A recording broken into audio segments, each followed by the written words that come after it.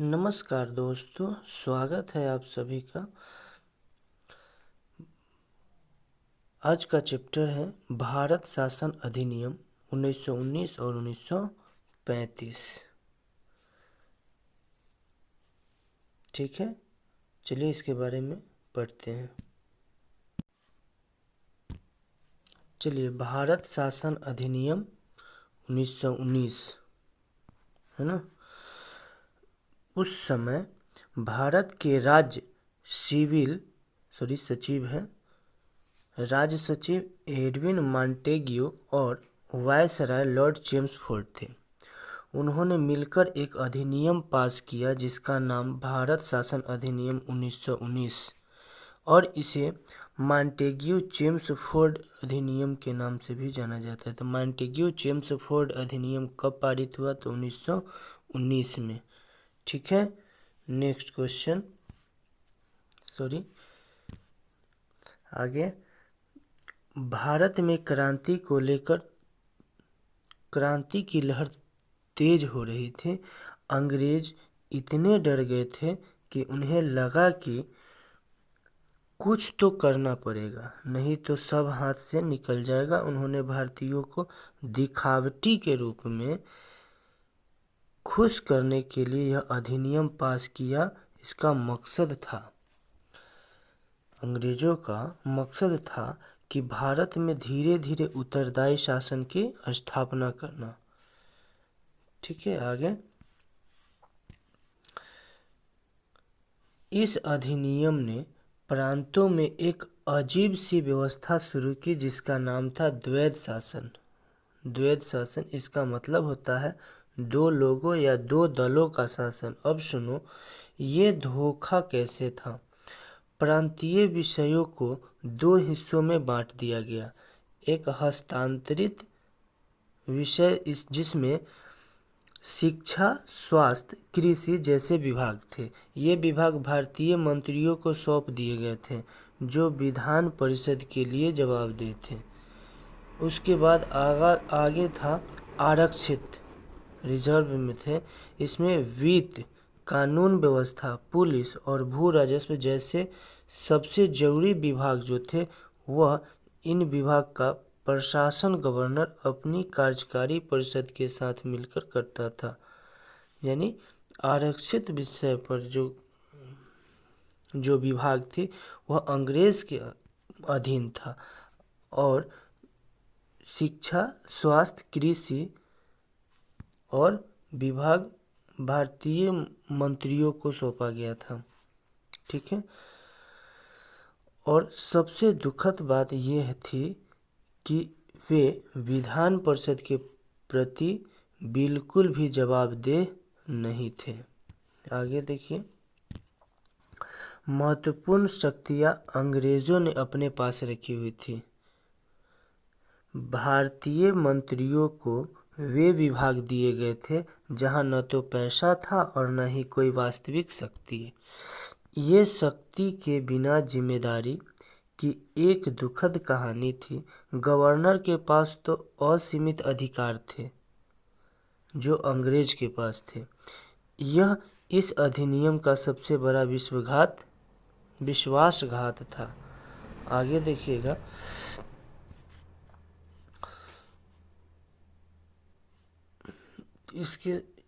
इससे संबंधित कुछ प्रश्न। जो किसी अधिनियम के तहत भारत में पहली बार प्रत्यक्ष चुनाव प्रणाली अपनाई गई। 1919 का भारत शासन अधिनियम। 1919 से पहले अप्रत्यक्ष चुनाव होते थे, लेकिन इस अधिनियम ने पहली बार लोगों को सीधे वोट देने का अधिकार दिया गया। कब? 1919 भारत शासन अधिनियम के तहत प्रत्यक्ष रूप से वोट देने का अधिकार दिया गया। ठीक है, नेक्स्ट।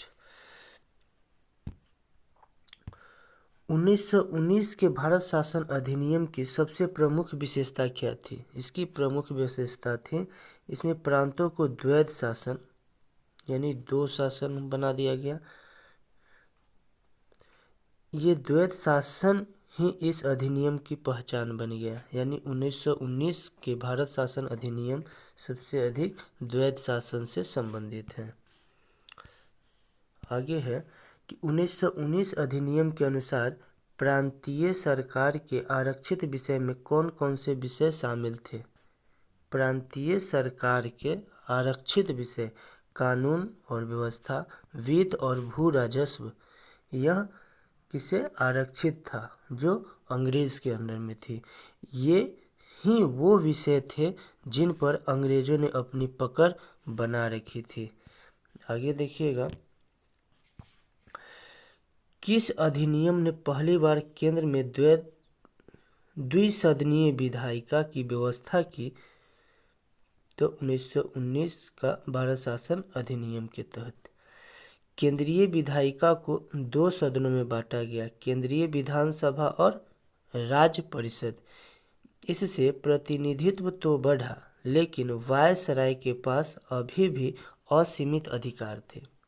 1919 के अधिनियम ने भारत के लिए एक नए अधिकारी भारतीय उच्चायुक्त की नियुक्ति का प्रावधान कहाँ किया गया था?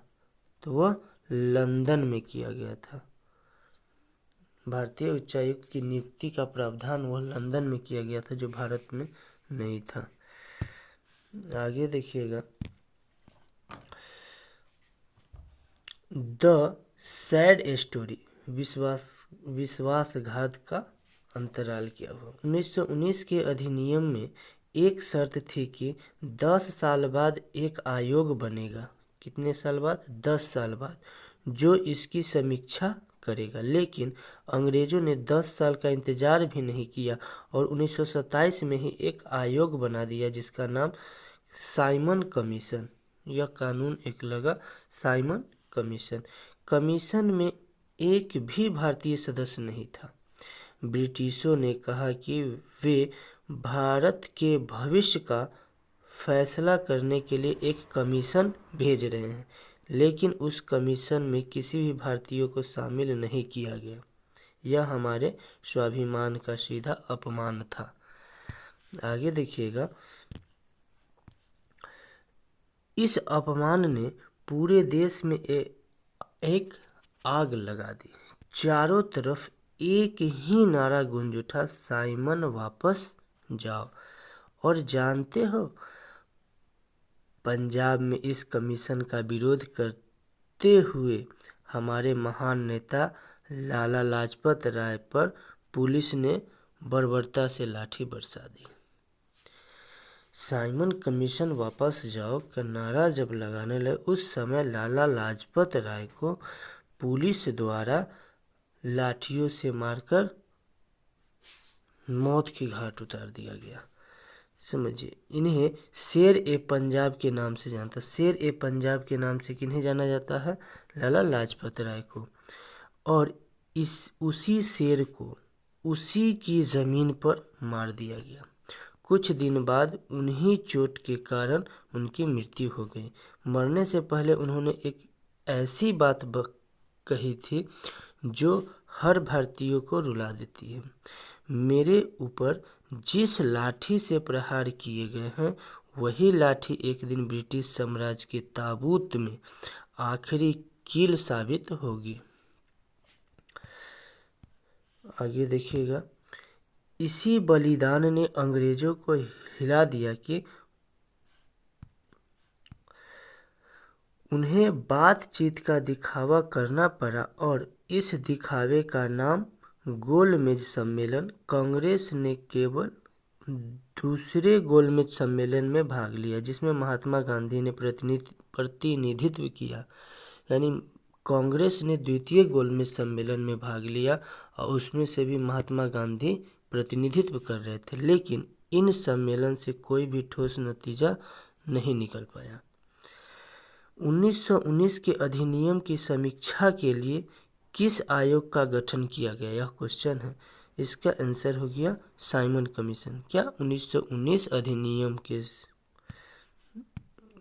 क्या है 1919 अधिनियम की समीक्षा के लिए किस आयोग का गठन किया गया? तो यह है साइमन कमीशन। ये साइमन कमीशन 1927 में, कब, 1927 में नियुक्त हुआ।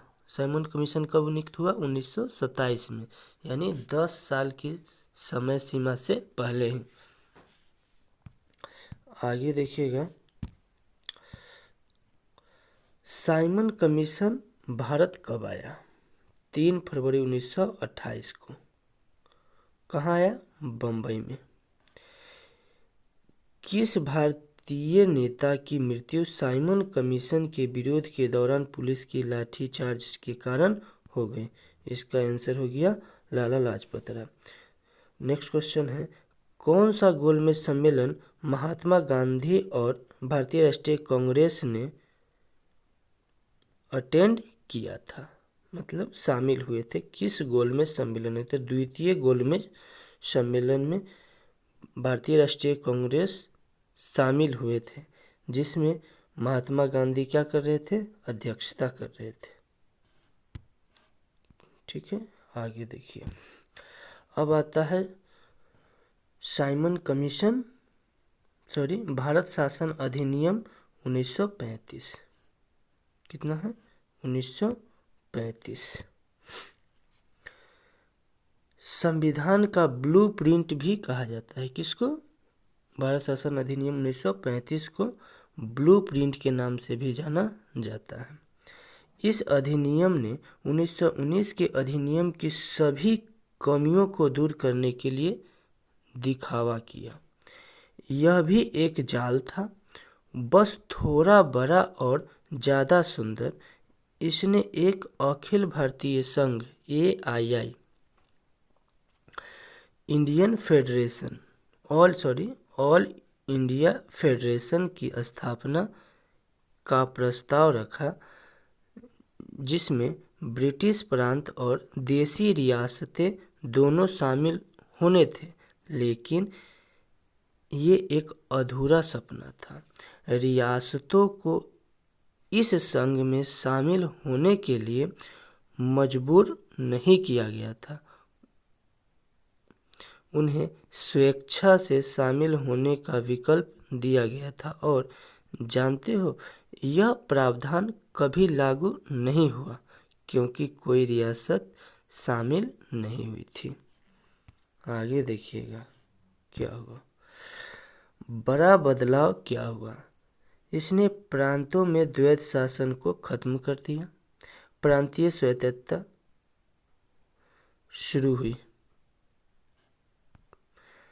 लेकिन गवर्नर के पास अभी भी वीटो और विशेषाधिकार थे, किसी भी सरकार को भंग कर सकता था। कौन? गवर्नर, जो अंग्रेज के अंडर में ही था। सत्ता भारतीयों को दे तो दी गई, लेकिन उसकी चाबी आज भी किसके हाथ में है? ब्रिटेन के हाथ में। प्रांतों में द्वैध शासन तो हटा दिया, उन्होंने इसे केंद्र में लागू कर दिया। रक्षा, विदेश मामले और धार्मिक मामले जैसे सबसे महत्वपूर्ण विषय वायसराय के नियंत्रण में आरक्षित कर दिया गया। आगे देखिएगा, इस अधिनियम ने केंद्र और प्रांतों के बीच शक्तियों को 3 सूचियों में विभाजित किया: संघ सूची, प्रांत सूची और समवर्ती सूची। संघ सूची जो केंद्र सरकार के लिए, इसमें 59 विषय थे, और प्रांतीय सूची प्रांतीय राज्य के लिए इसमें 54 विषय थे, और समवर्ती सूची को केंद्र और प्रांत दोनों के लिए, जिसमें 36 विषय शामिल थे। उसके बाद है अब अवशिष्ट शक्तियाँ, बाकी बचा जो भी शक्तियाँ हैं सब वायसराय को दे दी गई थी। इस अधिनियम ने कुछ और भी महत्वपूर्ण चीज़ें दी, जिसमें भारतीय रिजर्व बैंक RBI की स्थापना का प्रावधान किया गया। 21 और 1937 में संघीय न्यायालय की स्थापना का भी प्रावधान किया गया। आगे सांप्रदायिक प्रतिनिधित्व को और विस्तार दिया गया। मुसलमानों और सिखों के साथ इसने दलित, महिलाओं और श्रमिकों के लिए भी अलग निर्वाचन मंडल दिए। फूट डालो और राज करो की नीति अपनाई। अंग्रेजों ने फूट डालो और राज करो की नीति अपनाई। क्यों? क्योंकि मुसलमान के लिए अलग, सिखों के लिए अलग, दलित, महिलाओं को और श्रमिकों के लिए अलग निर्वाचन मंडल बना दिया गया। उन्होंने हमारे समाज को धार्मिक और सामाजिक आधार पर भी ज़्यादा बांट दिया। किस अधिनियम, क्वेश्चन है आगे क्या, किस अधिनियम ने प्रांतों में द्वैत शासन को समाप्त किया? तो भारत शासन अधिनियम 1935। किस अधिनियम ने केंद्र में द्वैत शासन शुरुआत की? तो 1935 का भारत शासन अधिनियम। ये प्रावधान कभी लागू हुआ ही नहीं। आगे देखिएगा, भारत सरकार अधिनियम 1935 के तहत शक्तियों को कितनी सूची में विभाजित किया गया था? 3 सूची में। संघीय सूची जिसमें 59 प्रांत थे, 59 प्रांत में 54 और संवर्ती में 36, संघीय सूची में 59, प्रांतीय में 54 और संवर्ती में 36। अगला क्वेश्चन देखिएगा, किस अधिनियम के तहत भारत में संघीय न्यायालय की स्थापना का प्रावधान किया गया था? भारत शासन अधिनियम 1935। और ये सब स्थापित हुआ था 1 अक्टूबर 1937 को। आगे, 1935 के अधिनियम के तहत कौन से नए प्रांत बनाए गए? तो सिंध और उड़ीसा। सिंध को बम्बई से अलग कर दिया गया और बिहार व उड़ीसा को अलग प्रांत में बांट दिया गया। यह सब अधिनियम थी। किस अधिनियम के प्रावधानों के तहत भारतीय रिजर्व बैंक की स्थापना की गई? भारत शासन अधिनियम 1935 के तहत। किस अधिनियम ने भारत में एक संघ लोक सेवा आयोग, प्रांतीय लोक सेवा आयोग और संयुक्त लोक सेवा आयोग की स्थापना का प्रावधान किया गया? 1935 भारत शासन अधिनियम। ठीक है, और थोड़ा सा देख लीजिए, 1935 के अधिनियम के तहत कौन सा देश भारत से अलग हो गया था? बर्मा जो है भारत से अलग हो गया था। नेक्स्ट है, किस अधिनियम के तहत भारत परिषद को समाप्त कर दिया गया जो 1858 के अधिनियम द्वारा स्थापित की गई, या फिर इसको 1935 के अधिनियम के तहत समाप्त कर दिया गया? उसके बाद है 1935 के अधिनियम के तहत अवशिष्ट शक्तियाँ किसे दी गई थी? तो बाकी जो शक्तियाँ बची थी वह सभी वायसराय को दे दिया गया था, जो किसके अंडर में थे? ब्रिटिश के अंडर में। यही कानून लागू किया गया था 1935 और 1919।